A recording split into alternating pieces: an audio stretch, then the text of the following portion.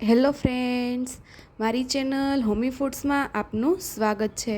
આજે આપણે આ ઠંડા અને વરસાદી વાતાવરણમાં ગરમા ગરમ ક્રિસ્પી, ટેસ્ટી અને હેલ્ધી ખાવાની મજા પડી જાય તેવા મિક્સ વેજીટેબલના ભજીયા બનાવવાની રેસીપી જોશું।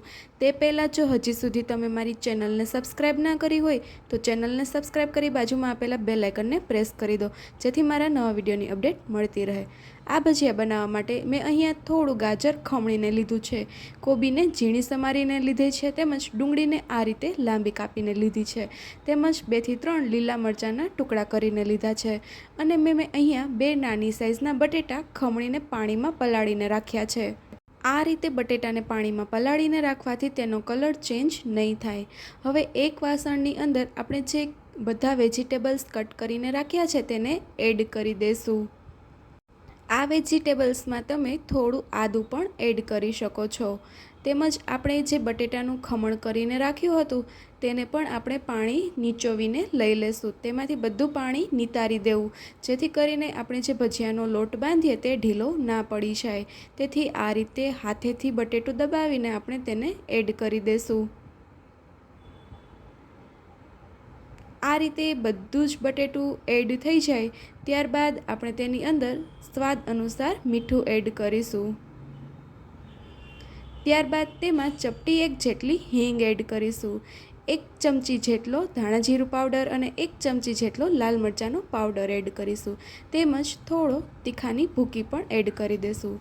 ત્યારબાદ 1 ચમચી જેટલી દળેલી ખાંડ એડ કરીશું અને 1 નાના લીંબુનો રસ એડ કરી દઈશું।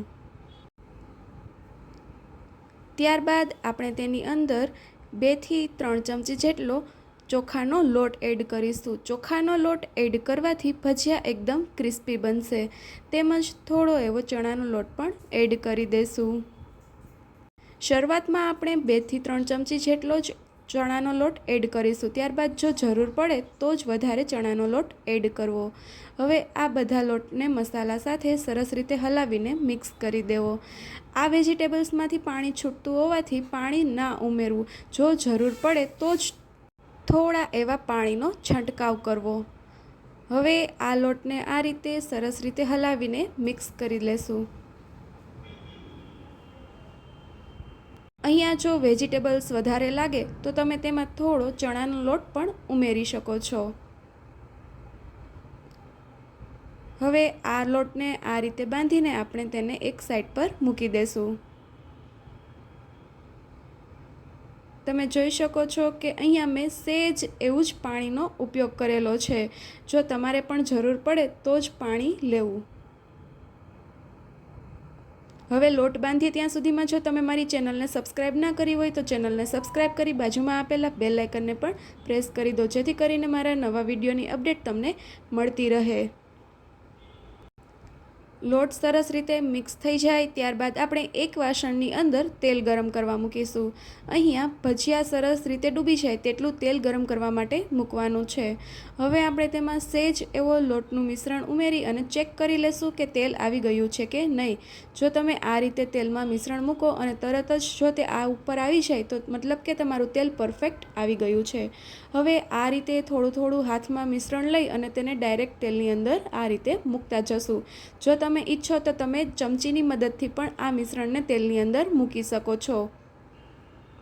આ સમયે આપણે ગેસની ફ્લેમ મીડિયમ ટુ સ્લો રાખવાની છે। આપણે બધા ભજીયા પાડી લઈએ ત્યાં સુધીમાં તેલ જો વધારે ગરમ થઈ જશે તો ભજીયા તરત જ લાલ થઈ જશે અને અંદરથી પાકશે નહીં।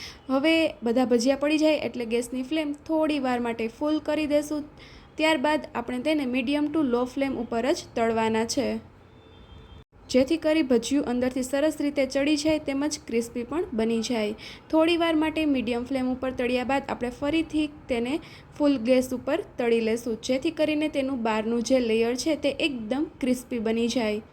હવે આ રીતે તેનો કલર ચેન્જ થાય તેટલા આપણે આ ભજીયાને તળવાના છે।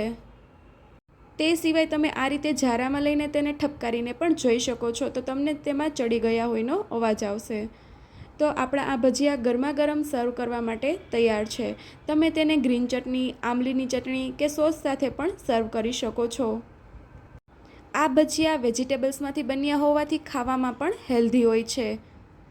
આપણે એક ભજીયું તોડીને ચેક કરી લઈએ તો તે અંદરથી પણ એકદમ ક્રિસ્પી બન્યું છે. તો તમને મારા આ મિક્સ વેજીટેબલના ભજીયાની રેસીપી કેવી લાગી તે મને કમેન્ટ કરીને જરૂરથી જણાવજો. ને જો તમને મારો વિડીયો પસંદ આવ્યો હોય તો તેને લાઇક અને શેર જરૂરથી કરજો. તો હવે આપણે મળીશું નેક્સ્ટ વીક નવી રેસીપી સાથે. Thank you.